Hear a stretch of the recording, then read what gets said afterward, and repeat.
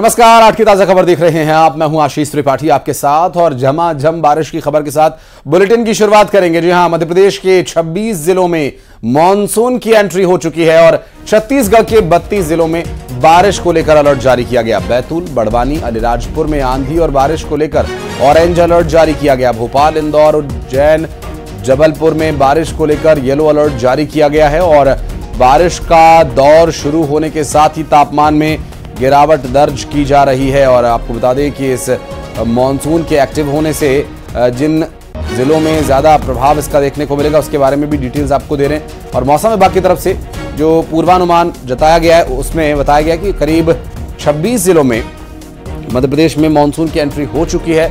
इसके अलावा 32 जिले छत्तीसगढ़ के भी मॉनसून से सराबोर होंगे क्योंकि मॉनसून पूरी तरह से अब एक्टिव हो चुका है। 26 तारीख से भी और ज्यादा बारिश होने की संभावना। छत्तीसगढ़ के 32 जिलों में ऑरेंज अलर्ट जारी किया गया। मौसम विभाग की तरफ से पूर्व सूचना, पूर्व अनुमान बारिश को लेकर जताया गया है और ये मॉनसून एक्टिव होने के बाद झमाझम बारिश होगी इन जिलों में। बात करें मध्य प्रदेश की तो 26 जिले यहां पर मॉनसून से सराबोर होंगे तो 32 जिलों से तरबतर होंगे। 32 जिलों में मॉनसून की आमद से भारी बारिश की संभावना जताई जा रही है।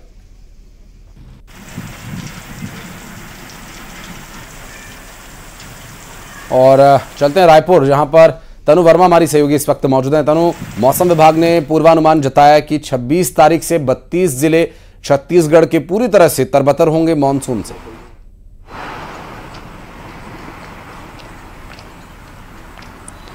जी बिल्कुल, देखिए छत्तीसगढ़ के सरगुजा, कोरिया, बलरामपुर समेत छत्तीसगढ़ के पूरे हिस्से में अब जो है मानसून एक्टिव हो चुका है और ऐसे में अब राज्य के अधिकांश जिलों में जो है झमाझम बारिश की संभावना मौसम विभाग के द्वारा जताई जा रही है। और 26 जून से मौसम विभाग का कहना है कि बारिश की गतिविधियों में जो है बढ़ोतरी देखने को मिलेगी।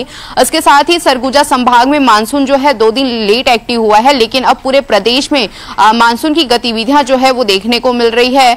26 जून से गतिविधियां जो है वो बढ़ेगी। 25 जून को स्थिति जो है वो सामान्य रहेगी और इस दौरान लगातार मैक्सिमम टेम्परेचर में 3 से 4 डिग्री की गिरावट जो है वो देखने को मिलेगी। ऐसे में राजधानी रायपुर समेत छत्तीसगढ़ के अधिकांश हिस्सों में मौसम जो है वो सुहाना बना हुआ है। लगातार कई हिस्सों में बारिश की दौर भी जो है वो देखने को मिल रही है। फिलहाल राजधानी रायपुर की मैं बात करूं तो राजधानी रायपुर में सुबह से ही हल्के बादल जो है वो छाए हुए हैं। इसके साथ ही मौसम विभाग ने 26 जून से 32 जिलों के लिए जो है वो अलर्ट जारी किया है और इस दौरान मौसम विभाग ने लोगों को सतर्क रहने की भी सावधानी बरतने की भी बात जो है वो कही है। तो लगातार छत्तीसगढ़ में बारिश का दौर जो है वो जारी है। कई जिलों में लगातार झमाझम बारिश भी जो है देखने को मिल रही है। कई जगहों पर जल भराव वाली कंडीशन भी जो है अभी से देखने को मिल रही है। इसको लेकर सभी जिलों में पहले से ही तैयारियां भी जो है की जा चुकी है। फिलहाल अभी मौसम जो है सामान्य बना हुआ है और कहा जा सकता है कि आज शाम या कल तक लगातार बारिश का दौर जो है वो देखने को मिले। जी बिल्कुल, भोपाल चलते हैं। हमारे सहयोगी वासु चौरे इस वक्त हमारे साथ मौजूद हैं। वासु, पूरे मध्य प्रदेश में करीब 26 जिले तरबतर होंगे मॉनसून के एक्टिव होने से, क्या कुछ डिटेल्स मिल पा रही है? मौसम विभाग क्या कह रहा है? निश्चित तौर पर देखिए, मध्य प्रदेश में मानसून सक्रिय हो गया है और 26 जिलों को मानसून ने पूरी तरह से कवर कर लिया है, जहां पर आने वाले समय में अच्छी बारिश होने की जो आशंका है वो जताई जा रही है, क्योंकि अलग अलग जो सिस्टम्स बन रहे हैं उसके चलते कम दबाव का क्षेत्र बन रहा है और बादल मध्य प्रदेश में जमकर बरसते हुए नजर आ रहा है। अगर राजधानी भोपाल की हम बात करें, बड़वानी की बात करें जो कि निमाड़ का क्षेत्र है, या फिर मालवा के कई इलाकों की बात करें या महाकौशल की भी बात करें, तो यहाँ पर बीते 24 घंटे में कई जगहों पर अच्छी बारिश जो है वो दर्ज की गई। कल रात में भोपाल में भी जो है वो बारिश का सिलसिला जारी रहा और आज भी सुबह से राजधानी भोपाल में जो बादल हैं वो छाए हुए हैं और दिन में भी जो है वो बारिश की संभावना व्यक्त की जा रही है। तो बारिश का, मानसून का जो दौर है वो शुरू हो चुका है और मौसम विभाग ने ये अनुमान जताया है कि आने वाले समय में सामान्य से अधिक बारिश जो है वो मध्य प्रदेश के अधिकांश जिलों में दर्ज की जाएगी। जहां पर अब तक रेनफॉल नहीं हुआ है वहां पर भी आने वाले 48 घंटों तक मानसून के पहुंचने की जो संभावना है वो व्यक्त की जा रही है और फिर वहां पर भी बारिश का जो दौर है वो शुरू हो जाएगा। अच्छी बारिश होती है तो इसके कई सारे जो फायदे हैं होते हैं, ग्राउंड वाटर लेवल रिचार्ज हो जाता है, जो तमाम नदियां हैं, डैम्स हैं, तालाब हैं, उनमें भी जो पानी की भराव होता है वो हो जाता है, जिसके चलते आने वाले समय में खासतौर पर गर्मी के दिनों की अगर हम बात करें तो एक लंबे सीजन तक पानी की जो आपूर्ति है वो होती रहती, तो अच्छी बारिश हो ये बेहद जरूरी, बेहद आवश्यक। जी बिल्कुल, और पूर्वानुमान भी कुछ मौसम विभाग ऐसा ही जता रहा है। बहुत बहुत शुक्रिया तनु, बहुत बहुत शुक्रिया वासु आपका इस पूरे मामले पर जानकारी दर्शकों तक पहुंचाने के लिए। और बढ़ते आगे अगली खबर दुर्ग से, जहां पर गौवंश का शव मिलने पर मामला दर्ज किया गया। पुलिस ने इस पर एफआईआर दर्ज कर ली है। आपको बता दें कि यहां पर सीसीटीवी फुटेज भी सामने आया है और गिरधारी नगर में गौवंश का शव मिला था। यहां पर हिंदूवादी संगठनों ने जमकर हंगामा किया, विरोध किया और जो सीसीटीवी वीडियो सामने आया है उसमें गौवंश का शव दिखाई दिया है। पुलिस को प्रदर्शनकारियों को हटाने के लिए हल्का बल प्रयोग भी करना पड़ा, क्योंकि यहां स्थिति काबू से बाहर होती जा रही थी और ऐसे में हल्का बल प्रयोग करते हुए पुलिस ने वहां से प्रदर्शनकारियों को खदेड़ा है। और सीसीटीवी वीडियो में जो गौवंश है वो भागता हुआ नजर आ रहा है। क्या वो घायल हालत में है, क्या इसकी पूरी घटना की कहानी है, ये फिलहाल अभी जांच का विषय है। और तस्वीरें जो दुर्ग से सामने आई हैं, सीसीटीवी वीडियो जो सामने आया वो देखकर इसमें समय का और जगह का पता चल गया है और आरोपियों के बारे में और डिटेल्स पुलिस खंगाल रही है। एफआईआर दर्ज हो चुकी है, पुलिस जांच पड़ताल इस पूरे मामले में कर रही है। गिरधारी नगर में ये गौवंश का शव मिला था और सीसीटीवी वीडियो में आप देखिए वहां पर गौवंश भागता हुआ दिखाई दे रहा है और उसके गर्दन पर एक निशान भी दिखाई दे रहा है इसमें। हालांकि क्या इस वक्त तक उस पर हमला कर दिया गया था, वो घायल हालत में था, क्या स्थिति रही, इसमें जांच के बाद स्थिति और स्पष्ट हो पाएगी। मिथिलेश हमारे सहयोगी इस वक्त हमारे साथ जुड़ गए। मिथिलेश, जो ये सीसीटीवी वीडियो दिखाई दे रहा है इसमें कुछ चीजें भी स्पष्ट नहीं हो पा रही। एक जगह तो गौवंश भागता हुआ दिखाई दे रहा है, ये क्या है, इसके पीछे की कहानी? देखिए, अभी सीसीटीवी कैमरा सामने आया है जहां पर उसके फुटेज में ये दिख रहा है कि गिरधारी नगर का ये सीसीटीवी कैमरा का फुटेज है जहां पर कुछ देर तक वहां पर कुत्ता नजर आता है। उसके बाद में एक वीडियो में कुत्ता जो है उस गौवंश के सर को लाता हुआ नजर आ रहा है। तो ये जो पहले प्रारंभिक रूप से ये ऐसा लग रहा है कि ये कहीं और ये जो गौवंश का सर रहा होगा जिसको कुत्ता खींच कर लाया है, ऐसा पुलिस का कहना है। लेकिन पूरे मामले में जांच की जा रही है। लेकिन जो सीसीटीवी कैमरा है वो सीसीटीवी कैमरे के आधार पर यही नजर आ रहा है। पुलिस ये कह रही है कि ये कोई दुर्घटना हो सकती है, लेकिन ये प्रारंभिक जांच है, लेकिन अभी और जांच होना बाकी है, क्योंकि कल ही जिस तरह से घटना हुई थी उसके बाद में पुलिस ने स्पष्ट कर दिया था कि इस पूरे मामले में जांच करवाई जाएगी, जांच में हर एंगल जांचे जाएंगे। तो पहला सीसीटीवी कैमरा है, दूसरी बात ये है कि क्या किसी ने जानबूझकर इस घटना को अंजाम दिया, तो उस एंगल में भी जांच की जाएगी। क्या कोई दुर्घटना है या फिर और कोई कारण है, तो ऐसे तमाम एंगलों में अलग अलग तरह की जांच की जा रही है। फोरेंसिक लैब भी जो उसके सर को भेजा गया है, उसकी रिपोर्ट को भी देखा जाएगा कि वजह क्या थी। जब उसकी रिपोर्ट आएगी तो उसके बाद में ये तय किया जाएगा कि आखिरकार वजह क्या थी। और ये बिल्कुल स्पष्ट पुलिस ने कहा है कि जो भी इस मामले में दोषी पाया जाएगा उसके खिलाफ में कार्रवाई की जाएगी। तो दर्शकों को बता दें कि दरअसल ये गौवंश नहीं, ये कुत्ता है जो गौवंश का सिर लेकर उसके शरीर का कुछ हिस्सा लेकर अपने मुंह में दबाकर भागता हुआ नजर आ रहा है। चूंकि वीडियो जो सीसीटीवी का है वो इतना क्लियर नहीं है, तो इसमें अभी कुछ और तथ्य खंगाले जाएंगे, जांचे जाएंगे, जिसमें मिथिलेश हमारे सहयोगी बता रहे हैं कि कुछ जांच अभी बाकी है और ये पता चलेगा कि कोई दुर्घटना थी या फिर इरादतन इस तरह का कोई वारदात को अंजाम दिया गया। हालांकि एफआईआर जो दर्ज की गई है मिथिलेश, एफआईआर में क्या तथ्य शामिल किए गए हैं, किस आधार पर एफआईआर लिखी गई है? देखिए, अभी पुलिस ने सिर्फ ये कहा है कि एफआईआर दर्ज की गई, घटना की एफआईआर दर्ज की गई है कि वहां पर गौवंश का सर मिला है। उसमें बिंदु तय किए गए कि किस किस तरह से इसमें जांच की जाएगी। तो आज का दिन काफी महत्वपूर्ण है, क्योंकि पुलिस ने कल ही सर को गौवंश की जब्त किया था। उसके बाद में आज उसका वो पोस्टमार्टम किया जाएगा, फोरेंसिक जांच करवाई जाएगी। तो उसमें उस जांच में जो सामने आएगा काफी महत्वपूर्ण होगा। क्योंकि वो जो कार्रवाई आगे जो बढ़ेगी उसी के आधार पर आगे बढ़ेगी कि वो ताजी घटना थी या कुछ दिन पुरानी घटना थी, वहां पर गौवंश का सर कैसे आया, क्या कोई दुर्घटना में गोवंश घायल हुआ था या मर गया था, या फिर किसी ने उसको मारा था। ये तमाम चीजें जो आज के दिन काफी महत्वपूर्ण है, क्योंकि आज ही वो पूरे मामलों में जांच की जाएगी। तो एफआईआर जो है, अभी घटना की एफआईआर की गई है और उसमें बिंदु तय किए गए हैं। आने वाले समय में यदि कुछ ऐसा लगता है कि कोई इसमें पर्टिकुलर कोई दोषी है तो उसके खिलाफ नामजद नजर बनाए रखिएगा। मिथिलेश, आगे डिटेल्स आपसे लेंगे। बहुत बहुत शुक्रिया फिलहाल आपका इस पूरे मामले पर जानकारी देने के लिए। और अगली खबर राजनांदगांव से, जहां पर हज यात्रा का झांसा देकर 14,76,000 रुपए की ठगी का एक मामला सामने आया और आरोपी ने खुद को टूर एंड ट्रैवल कंपनी का कर्मचारी बताया। आरोपी शख्स नागपुर का रहने वाला बताया जा रहा है और इसके खिलाफ एफआईआर दर्ज कर ली गई है, जो हज यात्रा के नाम पर 14,76,000 रुपए की ठगी का आरोपी है, जिसने ठगी की वारदात को अंजाम देने के लिए खुद को टूर एंड ट्रैवल कंपनी का कर्मचारी बताया था और ये नागपुर का रहने वाला बताया जा रहा है। एफआईआर दर्ज हो चुकी है। बहरहाल इस पूरे मामले को लेकर आगे डिटेल्स आप तक पहुंचाएंगे। बढ़ते हैं आगे। और झांसी में प्रेमी ने प्रेमिका की गोली मारकर हत्या कर दी, जानकारी मिल रही है। और प्रेमिका की दूसरी जगह शादी तय हो जाने से काफी नाराज चल रहा था और दोनों ही मध्य प्रदेश के रहने वाले थे। आरोपी के मुताबिक जब उसने अपनी प्रेमिका को ब्यूटी पार्लर में दुल्हन का मेकअप करते हुए देखा तो उसने उसे गोली मार दी। आरोपी मध्य प्रदेश के दतिया से प्रेमिका का पीछा करते हुए झांसी आया और प्रेमिका की हत्या करने के बाद मौके से फरार हो गया। पुलिस ने आरोपी की जल्द गिरफ्तारी की बात कही है।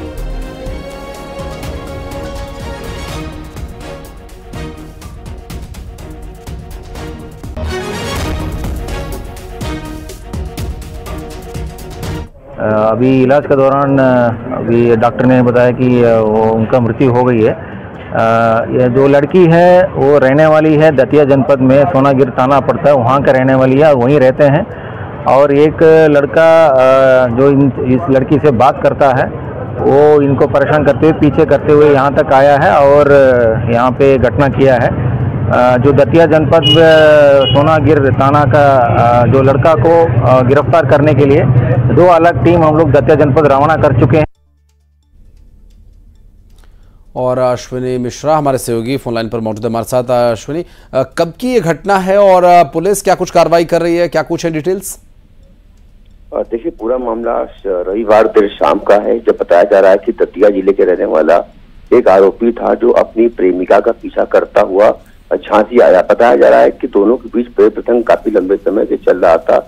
इसी दौरान प्रेमिका की शादी झांसी में किसी दूसरे लड़के से तय हो गई थी। इस बात की जानकारी आरोपी जो प्रेमी है उसको लग गई थी और उसने एक बड़ा प्लान तैयार किया था लड़की के साथ बड़ी घटना करने का, और इसी के तहत वो लड़की का पीछा करता हुआ दतिया से झांसी तक आया। सोनागिर थाना क्षेत्र पड़ता है, वहां के दोनों रहने वाले थे। इसके बाद जैसे ही लड़की दुल्हन बनने के लिए मेकअप ब्यूटी पार्लर में जाती है और वो लड़का वहीं पहुंच जाता है और शीशे में जब देखता है कि लड़की किसी दूसरे लड़के के साथ शादी करने जा रही है, उसके दुल्हन बनने जा रही है, इस बात को आरोपी जो प्रेमी है बर्दाश्त नहीं कर पाया। इसके बाद आरोपी प्रेमी ने शीशे में सटाकर तमंचे से गोली मारी, जो सीधे लड़की तक लग गई है और लड़की की फिलहाल मौत हो चुकी है। तो काफी बड़ा मामला सामने आया है। इसके बाद जो आरोपी प्रेमी है वो फरार हो चुका है। पुलिस की जो टीमें हैं लगातार वो दतिया में दबिश दे रही है आरोपी गिरफ्तारी के लिए। दोनों के बीच काफी लंबे समय से बातचीत चल रही थी, ऐसा बताया जा रहा है। इसके बाद लड़की जो शादी कहीं और तय हो गई, इस बात की जानकारी जैसे ही लगी आरोपी लड़के दीपक को, दीपक नाम है प्रेमिका, उसको लगी। इसके बाद दीपक ने प्रेमिका को सबक सिखाने के लिए एक बड़ा कदम उठाया और उसकी गोली मारकर हत्या कर दी। फिलहाल जो आरोपी दीपक प्रेमी है वो फरार बताया जा रहा है और झांसी जो 2 टीमें हैं पुलिस की दतिया जिले में रवाना कर दी गई हैं, उनकी तलाश जारी है। अब देखने वाली बात ये होगी जब ये जो दीपक प्रेमी है जब पुलिस के हाथ आता है तब जाकर के पूरा मामला साफ हो पाएगा कि आखिर उसने लड़की की गोली मारकर हत्या क्यों की, क्या उसके पीछे की वजह थी। तो फिलहाल जो प्रथम विषय जो मामला सामने आ रहा है वो मामला प्रेम प्रसंग का सामने आ रहा है, उसी के चलते ही लड़की की गोली मारकर हत्या कर दी गई है। जी चलिए, बहुत शुक्रिया आपका इस पूरे मामले पर जानकारी देने के लिए। और अंबिकापुर में नाबालिग से दुष्कर्म का एक मामला सामने आया। दरअसल पड़ोसी ही इस दुष्कर्म का आरोपी बताया जा रहा है और पुलिस ने आरोपी को गिरफ्तार कर लिया। शादी का झांसा देकर नाबालिग से दुष्कर्म किया गया था और जिसके साथ ये कुकृत्य को अंजाम दिया गया वो बोलने में असमर्थ है और उसने इशारों से आरोपी का पूरा कुकृत्य बताया और आरोपी के गिरफ्तारी के बाद अब इस पूरे मामले में आगे कार्रवाई की जा रही है और एक बेजुबान के साथ इसने कुकृत्य की वारदात को अंजाम दिया और बताया जा रहा है कि शादी का झांसा देकर उसके साथ दुष्कर्म की वारदात को अंजाम दिया गया।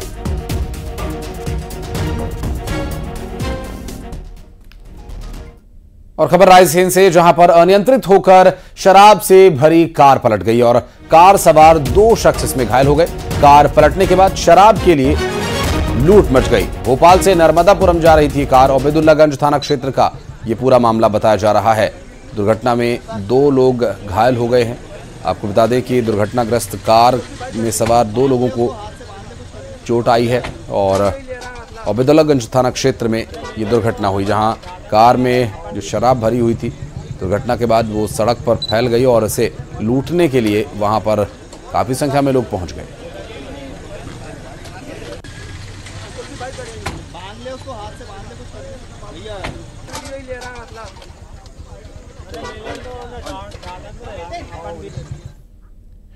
और आपको बता दें कि आज रायपुर नगर निगम की MIC की बैठक होनी है। दरअसल महापौर एजाज ढेबर की अध्यक्षता में यह बैठक होगी। मीटिंग में शहर के विकास से जुड़े मुद्दों पर चर्चा होगी। स्मार्ट वाटर मीटर से लेकर जल भराव समेत कई एजेंडों पर चर्चा होनी है और इससे पहले 10 जून को MIC की बैठक हुई थी और आज होने वाली MIC की बैठक में जल भराव समेत कई मुद्दों पर चर्चा होनी है। चूंकि मानसून एक्टिव हो चुका है तो प्रशासन भी अब एक्टिव होगा और जल भराव की समस्या क्षेत्र में जहां भी सामने आती है उस पर क्या कार्रवाई की जाएगी, स्मार्ट वाटर मीटर को लेकर क्या चर्चा होगी, ये भी देखने का विषय होगा। इससे पहले 10 जून को एक MIC की बैठक हुई थी और कुछ विषयों पर आज चर्चा होनी है MIC की बैठक में। ये रायपुर नगर निगम महापौर एजाज ढेबर की अध्यक्षता में ये बैठक बुलाई गई है। स्मार्ट वाटर मीटर पर बैठक में चर्चा होगी, ऐसी जानकारी मिल रही है। और आज की बैठक के अगर और एजेंडों की बात करें तो जल भराव की जो एक समस्या है उससे निजात पाने के लिए और उसके लिए प्रयास क्या कुछ हो सकते हैं, ये चर्चा का विषय रह सकता है। और आज महापौर एजाज ढेबर की अध्यक्षता में ये बैठक होगी। और रीवा में एक शख्स के साथ मारपीट का मामला सामने आया, जहां पर 8 से 10 लोगों ने मिलकर उस शख्स की जमकर पिटाई की। लात, घूसे, बेल्ट जो हाथ लगा बेरहमी से उसे पीटा गया। किसी बात को लेकर यह विवाद हुआ था और विवाद के बाद बात मारपीट तक पहुंच गई। मारपीट का वीडियो भी वायरल हो रहा है और कई दिन पुराना यह वीडियो बताया जा रहा है। वायरल वीडियो का पुलिस ने संज्ञान लिया। सिविल लाइन थाना इलाके की यह पूरी घटना बताई जा रही है और यह वीडियो रीवा से सामने आया बताया। दरअसल वायरल वीडियो का पुलिस ने संज्ञान ले लिया और कार्रवाई की जा रही है। कई दिन पुराना यह वीडियो बताया जा रहा है।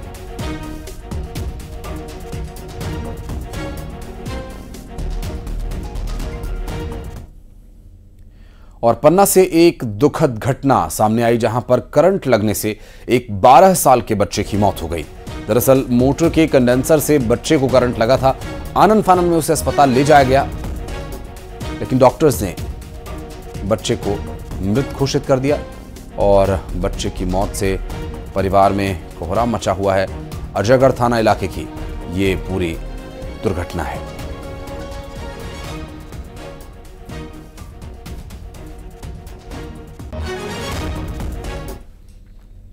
बढ़ते आगे, बिलासपुर में रेलवे स्टेशन पर गांजा तस्कर धर दबोचे गए। दरअसल ट्रेन से गांजा तस्करी का खुलासा हुआ है। रेलवे स्टेशन से 2 गांजा तस्करों को गिरफ्तार किया गया। आरोपियों के कब्जे से 24 किलो गांजा बरामद किया गया। रांची और जबलपुर के रहने वाले आरोपी बताए जा रहे हैं। कटनी जाने के लिए ये ट्रेन का इंतजार कर रहे थे और इस दौरान रेलवे स्टेशन से 2 गांजा तस्करों को गिरफ्तार किया गया। आरोपियों के कब्जे से 24 किलो गांजा मिला है। पुलिस की तत्परता, जीआरपी की एक्टिवनेस के चलते इनकी गिरफ्तारी संभव हो सकी है। और सूरजपुर में 50 से ज्यादा परिवार अंधेरे में अपना जीवन बिता रहे हैं और कई साल बाद भी गांवों के 4 पारा मोहल्ले में बिजली नहीं पहुंची है। कई बार शिकायत के बाद भी कोई सुनवाई नहीं हो रही है। गोविंदगढ़ पंचायत का यह पूरा मामला है, जहां आज भी बिजली नहीं है। भारत चांद से मंगल तक घूम आया, लेकिन सूरजपुर में अंधेरा है। चारपारा ग्राम पंचायत गोविंदगढ़ की ये हालत है कि वहां पर आज भी बिजली नहीं है और आप इस तस्वीर को देखकर अंदाजा लगा सकते हैं कि आखिर चांद पर या मंगल पर जाने का आखिर क्या लाभ है।